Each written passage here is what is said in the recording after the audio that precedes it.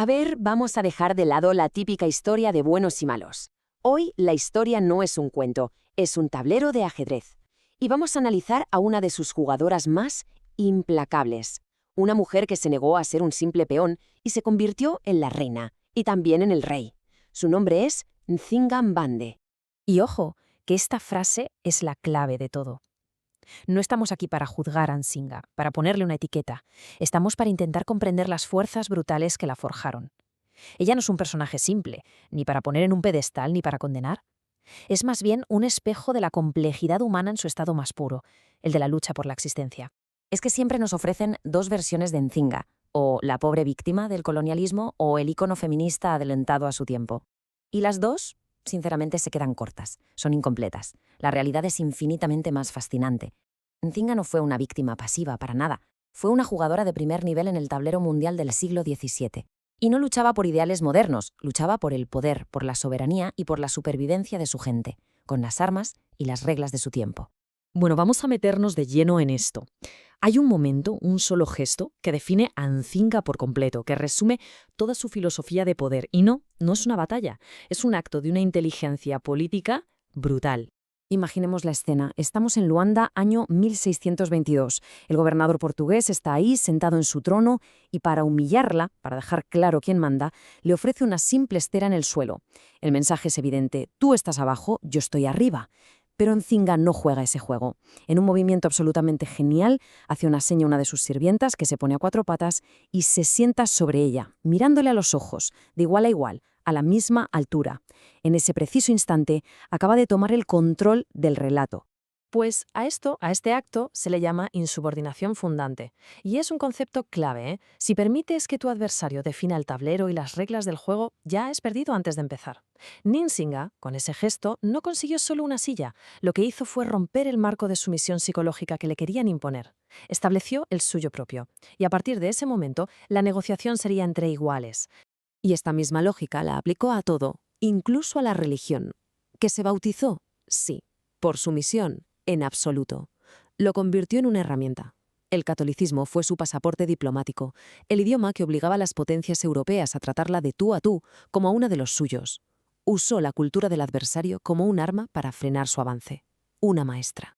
Pero ojo, no nos quedemos solo con la imagen de la diplomática astuta. Para entender de verdad a Nzinga, hay que entender que el poder en el siglo XVII se construía con inteligencia, sí, pero también con sangre, y a ella no le tembló el pulso para mancharse las manos.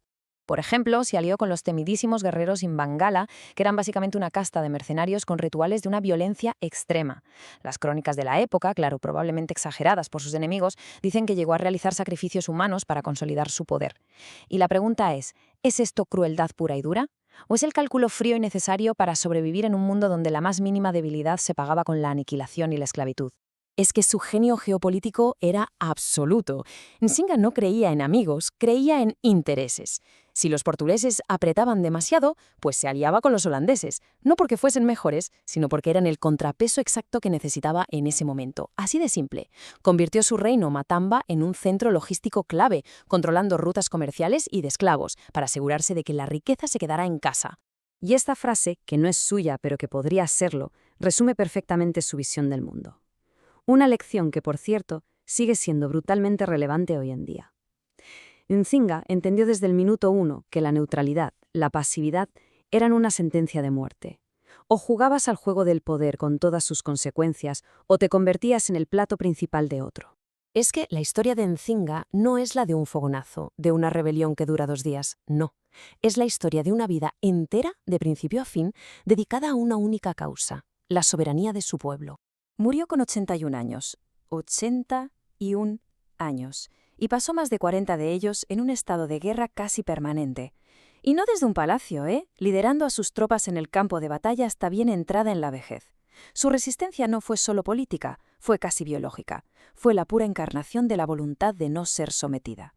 Su pragmatismo era tal que llegaba hasta su propia identidad. No era algo rígido, era otra herramienta estratégica más.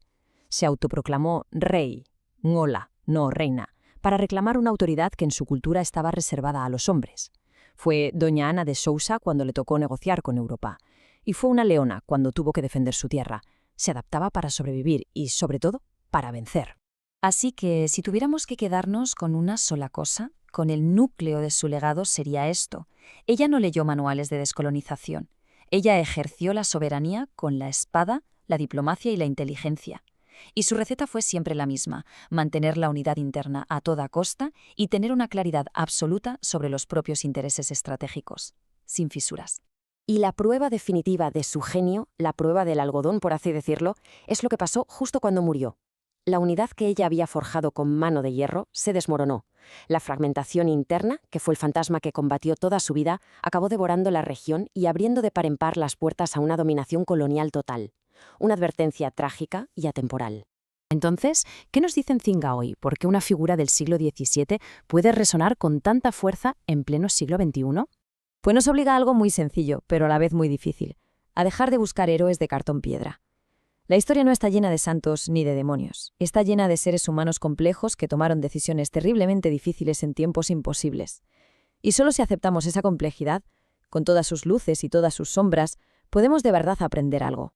Al final, la historia de Nzinga es una invitación a insubordinarse contra las narrativas simplistas que nos paralizan. Es un llamado a conocer la propia historia, pero no como un ejercicio académico, no como algo para un examen, sino como el primer y más fundamental acto de soberanía, el de la propia mente.